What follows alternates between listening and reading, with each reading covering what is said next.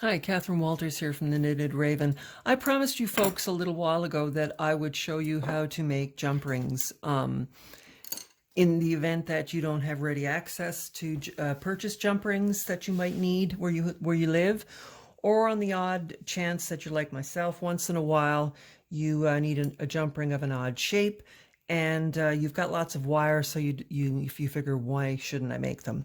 If you own a pair of super flush cutters, there's absolutely no reason why you shouldn't make the odd jump ring for yourself.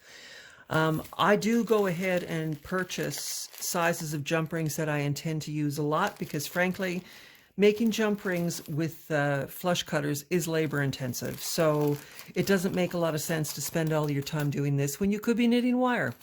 Anyway, that being said, I did promise you a demonstration, so today is the day that I deliver on that promise. All you need when you're making jump rings is a length of wire and some kind of a mandrel, a dowel. It could be wood, it could be metal, it could even be the end of a set of pliers. If you've got, for example, you've got a set of wrap and tap like this, anything like that will do. Now I've gone ahead and straightened a length of 16 gauge wire. I've got about a foot here. And knowing how much wire goes into the jump rings you create is important if you're going to be selling your jewelry. You need to know the cost of all your materials. I purposely used a foot today just because it'll lead to a short coil, and really for demonstration purposes, that's all we really need. So you start by holding a little bit of the wire against the end of the dowel, and you need to pinch it really tight because the first full turn that you make needs to be as tight as you can make it. Okay, that left me with a little bit of a tail, which is good because I'm going to keep wrapping. Now that time I didn't press quite as close together as I'd hoped. So that's where your trusty square nose pliers come in. Just come in, give them a little to push the rings closer together. You want the rings as close together as you're going around because that will ensure that they are more uniform in size. And if you're going to be using jump rings, it's an odd thing when you don't use jump rings in pairs or in trios.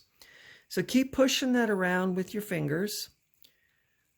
This is why wire workers develop a really mean pinch, because their thumbs are as tough as all get out. And you keep winding and you keep winding and you keep winding until you basically run out of wire and you don't want to poke the end in your finger. So now you're left with something that looks like this. Okay. Now slide that off. You might need to do a little bit of twisting and Armstronging, but it will come off. And this is what you start with. This is an old Swedish fishing knife that I have kept on my workbench because it's very convenient for what I'm about to show you. All I do is I press it in between the wire and I give it a little bit of a lift, and that just gives me enough room to get a pair of cutters in there. Now, super flush cutters are the ideal for this because they will give you the most even cut that you can get with flush cutters. And you have to pay attention and make sure that the flat side of your cutters is facing the direction that you need it to. Because remember, when a jump ring comes together, you need to have two very flat cuts side by each in order to be able to close. So the first thing I'm going to do is I'm going to come in here and I'm going to give this a snip. I cut off a fair bit there because it wasn't lying in the right plane of the curve. Now that's pretty good there now. I'm going to come in with my fishing knife. You can use a butter knife, anything that's not serrated, because you don't want a blade that's going to scratch up your wire. Now, this time, remember, you've already got a square edge here, so this time you want the square edge facing the other way. Notice I just flipped my pliers around, or my cutters around. I line up the edge of the cutter to be right under my previous cut. Did I come close enough? Come on, you can focus on that. There we go. I may have undercut just by a little bit. Let's just see. This is where a pair of square nose pliers comes in handy. A lot easier for closing jump rings. That's not bad for our first one. See? That's all there is to it. And you would keep working your way through this coil until you had all the jump rings you needed. One thing I will show you is the first thing you have to do now when you start again is you have to square off your end. Because remember, the last time you made a cut with the flat side facing in the other direction. So now my end is square. I'd go in, I'd lift up the piece of wire that's underneath that.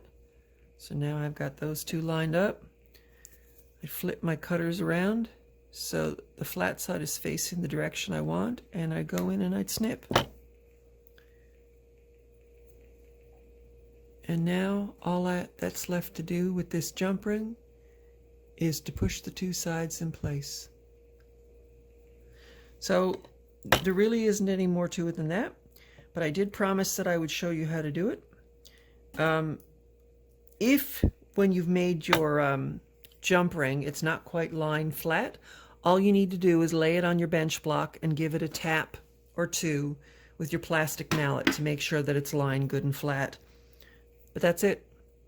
You too can make your own jump rings with a little bit of wire, a dowel, and a set of flush cutters. Katherine Walters for the Knitted Raven, signing off again.